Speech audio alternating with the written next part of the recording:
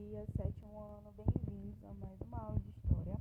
Na aula de História que eu postei na quarta-feira, primeira aula, eu apareci um pouquinho para vocês para conversar sobre esse tema aqui, o humanismo.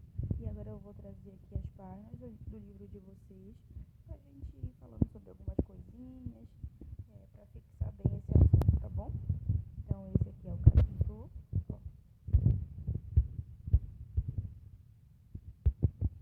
Só um minutinho. Essa daqui é a capa do capítulo, ó, Humanismo e Renascimento. E lembrem-se que o humanismo e o renascimento são no início da Idade Moderna. Eles acontecem ali no século XV, século XVI, e eles têm a ver com uma mudança de pensamento dos europeus, uma mudança nas ideias, no campo das ideias, tá? A gente já vai ver as características primeiro do humanismo e nas próximas aulas sobre o renascimento. Aqui no início da página está aparecendo a Mona Lisa. Por quê? Porque a Mona Lisa é uma pintura de Leonardo da Vinci. E Leonardo da Vinci é um exemplo do que foi um humanista, tá? Nós vamos aprender um pouquinho sobre quem foi ele, sobre qual a sua importância. A Mona Lisa é um dos quadros mais importantes da história da arte. Aqui nessa primeira página, o livro de vocês explica exatamente o que é um humanista. Aqui no primeiro parágrafo ele fala assim, ó: os dogmas da igreja começaram a ser questionados por alguns estudiosos conhecidos como humanistas. Então, em primeiro lugar, os humanistas são aqueles que questionam os dogmas da igreja. O que são dogmas? São as ideias, tá? Os humanistas também eram bastante estudiosos e incentivavam os estudos. Isso diz aqui embaixo. E eles também propunham a retomada, a valorização de Grécia e de Roma, porque eles achavam que Grécia e Roma tinha sido, digamos, o auge cultural da humanidade. Tinha sido uma civilização muito boa, muito linda, muito inteligente, tá? E aqui embaixo ele esclarece pra gente que nem todos os humanistas são ateus. Ou seja, nem todos eles não acreditam em Deus. Pelo contrário, muitos são cristãos, tá? Muitos são cristãos.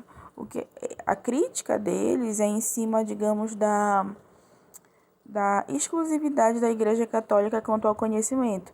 Eles acham que nem sempre a Igreja está certa sobre tudo, ou que a Igreja não deve falar sobre tudo, tá? Isso não impede eles de ser cristãos. Eles apenas estão fazendo críticas à Igreja e não dizendo que ela não existe, tá? Aqui do lado, no livro de vocês está bem explicadinho 4 conceitos, que são 4 conceitos que vocês precisam saber e que estavam ali em conflito na época. Por exemplo, a igreja acreditava no teocentrismo e no geocentrismo. Já os humanistas acreditavam no antropocentrismo e no heliocentrismo. O que é o teocentrismo? O teocentrismo é uma teoria de que Deus é o centro de tudo, tá? Ele é o centro do universo, de tudo que acontece, e isso é o pensamento da igreja, tá? É o que a igreja defende, que Deus é o centro. O antropocentrismo, que é o oposto, é a ideia de que o homem é o centro das coisas, que o homem é o centro do universo, que ele é o centro do conhecimento. Antropo significa homem, então o antropocentrismo é homem no centro, tá? Então, teocentrismo e antropocentrismo são teorias opostas. Uma teoria da igreja e a outra teoria é dos humanistas. O geocentrismo é a ideia de que a Terra é o centro do sistema solar, tá? E heliocentrismo é a ideia de que o Sol é o centro do sistema solar. Geo significa terra e hélio significa sol, tá? Então, a ideia defendida pela igreja era o geocentrismo, de que a Terra era o centro do sistema solar. E a ideia defendida pelos humanistas era o heliocentrismo, tá?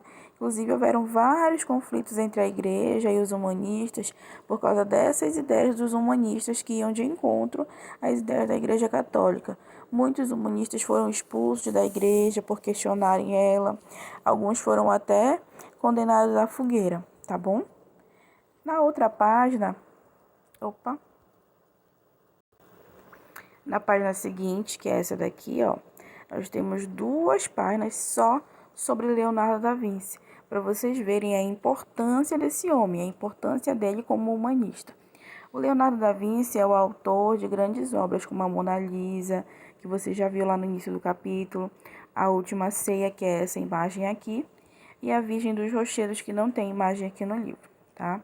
Primeiro a gente vai falar das características do Leonardo da Vinci como pintor, porque sim, ele era mais de uma coisa, ele tinha mais de uma profissão. Ele era pintor, anatomista, engenheiro, inventor, desenhista, ele era um verdadeiro gênio, tá? Como pintor, as pinturas dele foram muito importantes na época, porque elas traziam inovações, principalmente a técnica da perspectiva e do esfumato, tá? O que é a técnica da perspectiva? É você conseguir pintar alguma coisa em que você consiga ver a diferença de profundidade nessa pintura. Por exemplo, aqui nessa pintura dele, a Última Ceia, a gente consegue perceber o que tem atrás dos apóstolos, e a gente consegue perceber também o tamanho da sala, ó, o tamanho do local que Jesus e os apóstolos estão. Isso é a técnica de perspectiva que permite que o pintor transmita essa ideia de profundidade, essa ideia de tamanho, essa ideia de fundo para a gente, tá bom? E o esfumato é uma técnica para suavizar a transição de cores. Por exemplo, a gente consegue ver que a transição de cores está suave aí nessa pintura. Então, quando ele vai mudar de uma cor para outra, não é algo grotesco, é algo suave, tá? Então, é isso. Ele, como anatomista, é bem legal. O Leonardo da Vinci, o que ele fazia? Ele achava achava que os artistas deveriam conhecer muito bem o corpo humano. Ele queria conhecer muito bem o corpo humano. Então, ele queria saber detalhes de como era por dentro, de como era por fora. Então, ele dissecava corpos, abria esses corpos, olhava os órgãos, desenhava os órgãos, também descobria como era por dentro, desenhava tudo. E nisso ele fez mais de 1000 desenhos. E esses desenhos, inclusive, ajudaram na medicina, porque ele desenhava detalhes sobre os órgãos, qual órgão estava ligado com o que tinha dentro de cada órgão. Ele até conseguiu perceber, na época dele, que veias do coração poderiam entupir, tá? O que é um problema bastante comum hoje em dia, certo? Então, ele que visualizou pela primeira vez o entupimento de uma artéria do coração, certo? Para vocês verem a importância dele. E ele, como engenheiro e inventor, ele não criou na época, né? Mas ele fez, digamos, protótipos. Ele deu a ideia de várias coisas que existem hoje em dia. Por exemplo, a bicicleta, ele fez um protótipo da bicicleta, também fez o protótipo de coisas muito utilizadas na época, a máquina de fiar, que era usada para fazer tecido, o guindaste, ele também desenhou tubos respiratórios para mergulho, roupa de mergulho, nadadeira, salva-vida e submarino. Isso aqui é um pouquinho das ideias, ó.